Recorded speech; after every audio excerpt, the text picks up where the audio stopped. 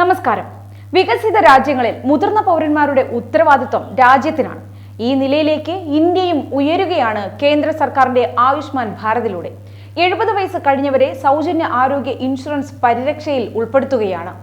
പ്രായമായ രക്ഷിതാക്കളെ സംരക്ഷിക്കാനുള്ള മക്കളുടെ ബുദ്ധിമുട്ടിന് ഇതോടെ പരിഹാരമാകും. കേന്ദ്ര സർക്കാരിന്റെ ആരോഗ്യ ഇൻഷുറൻസ് പദ്ധതിയായ ആയുഷ്മാൻ ഭാരതിന്റെ ഇൻഷുറൻസ് പരിരക്ഷ പ്രതിവർഷം 10 ലക്ഷം രൂപയാക്കി ഉയർത്താനും കേന്ദ്രം ആലോചിക്കുന്നു. നിലവിൽ 5 ലക്ഷം രൂപയാണ് ഇൻഷുറൻസ് തുക. ഇത് ഇരട്ടിയാക്കി ഉയർത്തുന്നത് കേന്ദ്രത്തിന്റെ പരിഗണനയിലാണ്.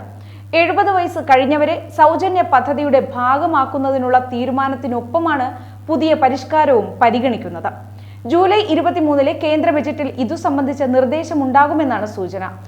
പരിരക്ഷാ തുക നിലവിലെ 5 ലക്ഷം രൂപയിൽ നിന്ന് ഇരട്ടിയാക്കുകയാണെങ്കിൽ പ്രതിവർഷം 12,076 കോടി രൂപയുടെ അധിക ചെലവ് കേന്ദ്രത്തിന് ഉണ്ടാകുമെന്നാണ് ദേശീയ ആരോഗ്യ അതോറിറ്റിയുടെ കണക്കുകൾ സൂചിപ്പിക്കുന്നത്.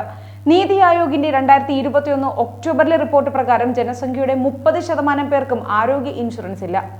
70 കഴിഞ്ഞവരെ പദ്ധതിയുടെ ഭാഗമാക്കി അടുത്ത 3 വർഷത്തിനുള്ളിൽ ഗുണഭോക്താക്കളുടെ എണ്ണം ഇരട്ടിയാക്കുകയാണ് കേന്ദ്രത്തിന്റെ ലക്ഷ്യം.